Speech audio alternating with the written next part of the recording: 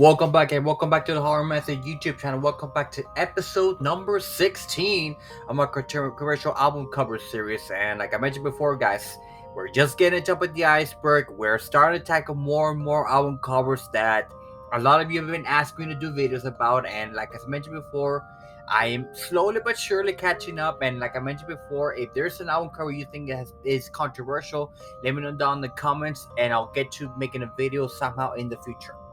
So in today's installment, we're gonna talk about an album cover, pretty much a band that me being a Texan, automatically for me, I had to talk about. Of course, I'm talking about the almighty Pantera with their seventh studio album, Far Beyond Druid, released on March 22nd, 1994 on Elektra Records. This is their seventh studio album, and a little bit of backstory of Pantera. If you don't know who Pantera is, what the hell are you doing? Pantera is one of the most important bands that has come out of Texas and one of the most important bands in the 90s. And Pantera has been kind of given a lot of credit for kind of saving metal in the 90s after the grunge movement and all that. But pretty much to some point, you can kind of agree to that. But Pantera, the Abbott brothers with Phil Anselmo and Rex Brown released some of the best metal out there in the 90s that was more considered commercial. Of course, Cowboys from Hell, Burglary Display of Power. This is how we're going to talk about in a bit. And amongst others, of course, some people kind of ignore their glam era, which it's kind of shocking that a band like Pantera was able to kind of go in two different styles. At the beginning, they were glam, and after that, they went to a more groove, kind of thrash metal sound. So, Far Beyond Ruin, of course, like I mentioned before, we're going to talk about the original album cover. So, the original album cover, the story behind this album cover is kind of interesting. So, if I can get my notes right here, so for this album cover, they got a photographer by the name of Dean Carr to kind of make the album cover. And of course, Dean Carr was the one responsible for taking some photos for the Naked Woman in Tool's Undertow album. So there's kind of a connection between Tool and Pantera that people didn't know. So this guy comes in and of course is hired to take the photos for the album cover. He creates two album covers for the album. The first one, he creates the original album cover, which is pretty much a drill penetrating a woman's anus. That's about it, people. That's it. Just that concept alone of a drill penetrating a woman's anus. Which, once this photo was made, this album was made, he presented to the band, and the band was in shock to the point that they were like, yeah, this is it. This is the album. This is metal as fuck. This is right up your ass. This is what I'm talking about. I mean, when you have an album that's so big in 1994, when you have songs like, of course, the cover of Panic Caravan, 5 Minutes Alone, I'm Broken, 25 years later, those are songs that are still played on radio, and it's so fucking cute. So for that album cover to be contributed to the album in 1994 was big. And of course, the band was full on board with the album cover. And then, of course, once the band was full on board, they had to present this to Elektra Records, to their management, so they can approve the album cover. And I like the story that Vinnie Paul says to, I don't know which interview, that he states that when they showed this to the record label, the executive were so mesmerized and afraid and shocked about the album cover and what the drill was penetrating a woman's anus, that they were like, you're fucking crazy. But you know what? They actually, at first, they green lighted the album cover. So the band was happy, the record label was happy, but then at the 11th hour, which for some reason, this is not the only album cover where the 11th hour has been changed more than once. Of course, in the previous video, we talked about Once Upon a Cross, which that was changed upon the 11th hour. In this case, it's the same thing as well. When at the 11th hour, the band directly decided to change the album cover to the more iconic drill coming up a man's drill through a man's face. Which honestly, that album cover is very iconic. I've seen so many patches, tattoos, and the concept of the drill drilling the man's skull, the blue in the background, and all that, it's really kind of interesting. And I think the photographer hired a guy who I think he told him to lose sort of like close to 80 pounds so that way the face of the album cover could look kind of like a skull, and that way they can kind of put some metal things in his forehead. That way they could put the drill or kind of make the drill look more realistic on it, which is kind of weird to think that this photographer hired a guy so he could lose 80 pounds. That way his face could look like a skull, almost like it's so weird to think that this guy actually did that. But then that album cover has become more iconic than the original artwork.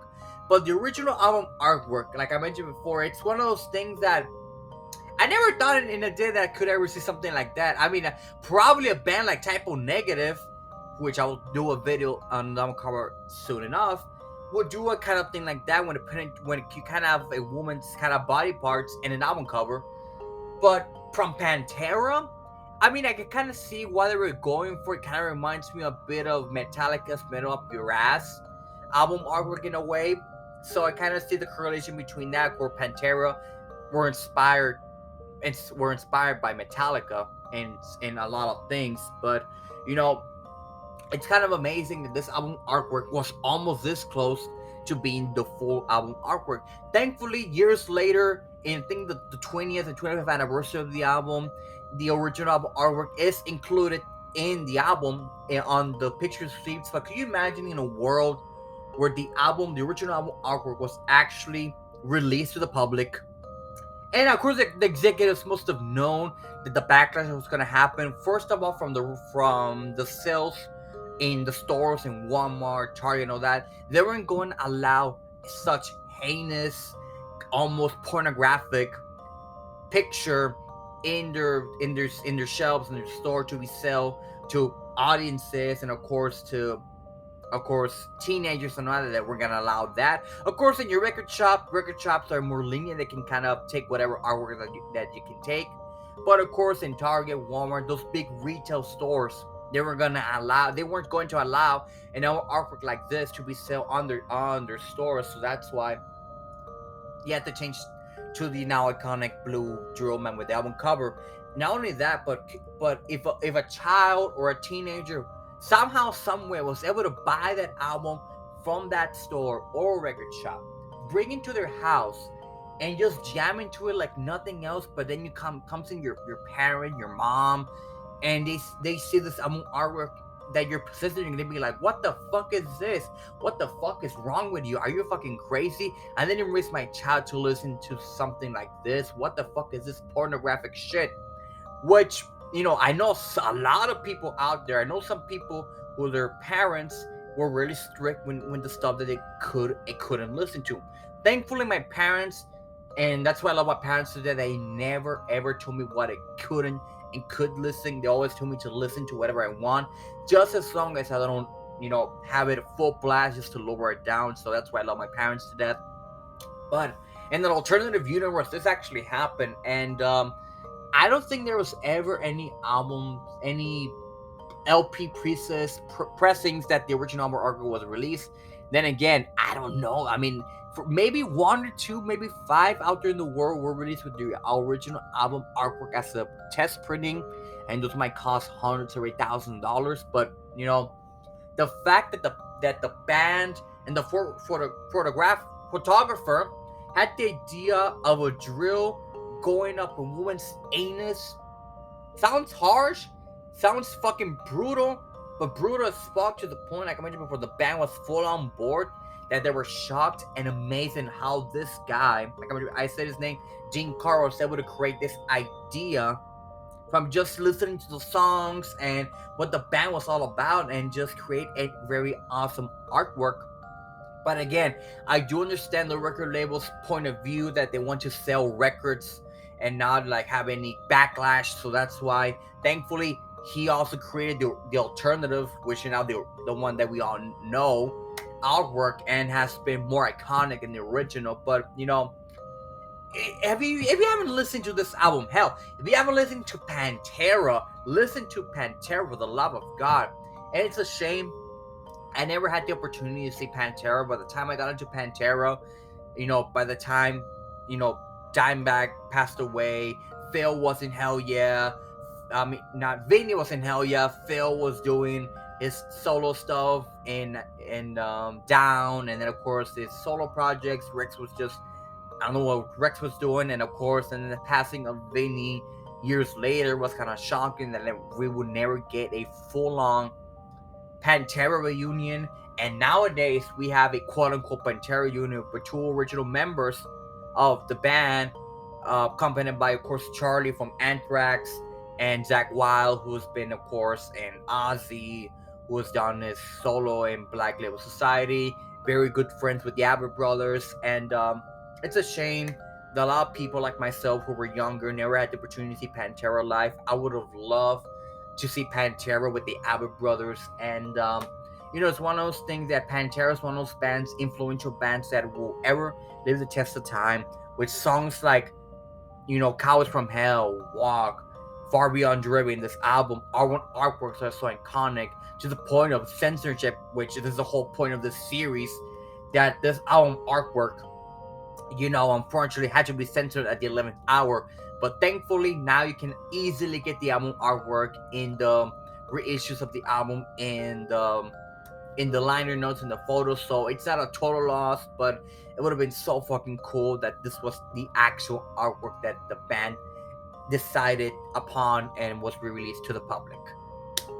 And that does it for this video, guys. Hope you really enjoyed this video. And like I mentioned before, I have so many more videos to come up, which if you haven't seen on my community tab, I actually already uploaded the latest schedule. But if you haven't, let me show you the rest of the schedule, what's gonna be.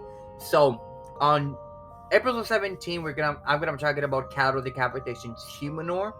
Episode 18, Carcasses Wake Up and Spill the Carcasses live album. Episode 19, Typo Negatives, The Origins of Feces.